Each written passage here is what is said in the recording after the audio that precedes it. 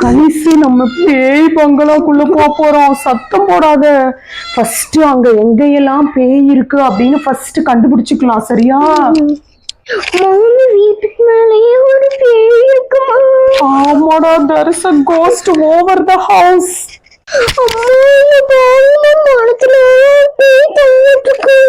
ஆமாடா, there is a ghost on the tree.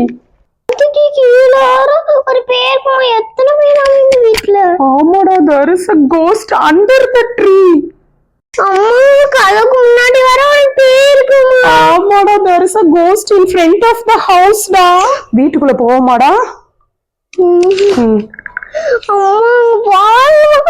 அது கதவுக்கு பின்னாடியே ஒரு பேய் நிக்குமா? என்னமா பேயாவே இருக்குது? ஐயோ, ஆமாடா, there is a ghost behind the door. ரெண்டு பேத்துக்கு இடையிலயுமே ஒரு பேய் இருக்குமா? ஆமாடா, there is a ghost between us.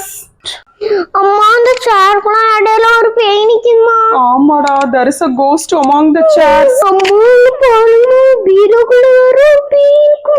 ஆமாடா, there is a ghost in the bureau. அம்மா, என்னன்னு சொல்லிக்கணுமா? என்னதுமா? அதுவாடா, அத நம்ம prepositions அப்படின்னு சொல்லுவோம்.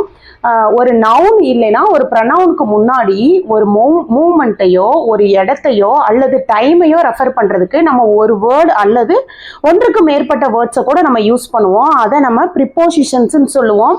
இப்போ நம்ம பார்த்ததெல்லாம் ப்ரிப்போசிஷன்ஸ் ஆஃப் பிளேஸ் அப்படின்னு சொல்லுவோம்.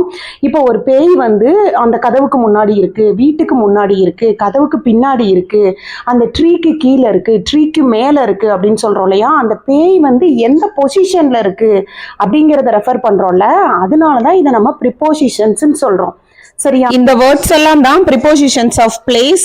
இன் அப்படின்னா உள்ளேன்னு அர்த்தம், ஆன் அப்படின்னா மேலே, இன் ஃப்ரண்ட் ஆஃப் அப்படின்னா முன்னால, பிஹைண்ட் அப்படின்னா ஒரு பொருளுக்கு பின்னால, எபவ்னா மேலே, எந்த சர்ஃபேஸ்லயும் டச் ஆகாம மேல இருக்குன்னு அர்த்தம், பிலோ அப்படின்னா கீழே, பெட்வீன் அப்படிங்கிறது ரெண்டு பொருளுக்கு இடையில ஒன்னு இருக்கிறத ரெஃபர் பண்ணும், அமாங் அப்படின்னா ரெண்டுக்கு மேற்பட்ட பொருட்களுக்கு இடையில இருக்கிறத ரெஃபர் பண்ணும், நியர்னா அருகில், பிசைடுனாலும் அருகில் தான், அட் அப்படின்னா ஒரு குறிப்பிட்ட ஒரு பிளேஸை மட்டும் மென்ஷன் பண்றதுக்கு யூஸ் பண்ணுவோம், அண்டர் அப்படின்னா கீழே,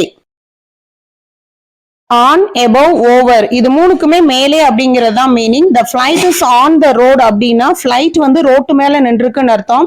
த flight is above the clouds அப்படின்னா கிளவுட்ஸுக்கு மேல ஃபிளைட் ஒரு பொசிஷன்ல இருக்கு அப்படின்னு அர்த்தம்.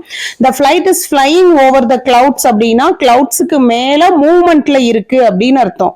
அம்மா சொன்னதெல்லாம் உனக்கு புரிஞ்சிருச்சா? அம்மா, ஆனா புரிஞ்சிருச்சுமா. உங்க பக்கத்துல ஒரு பேய் இருக்கு, அதுதான் புரிஞ்சிருச்சான்னு தெரியல, அதுக்கு தான். ஆமாடா, பேய் இருக்கு. ஒருவேளை அதுக்கும் இங்கிலீஷ் கத்துக்கணும்னு ஆசையா இருக்கோ? சரி, கத்துக்கட்டும் விடு.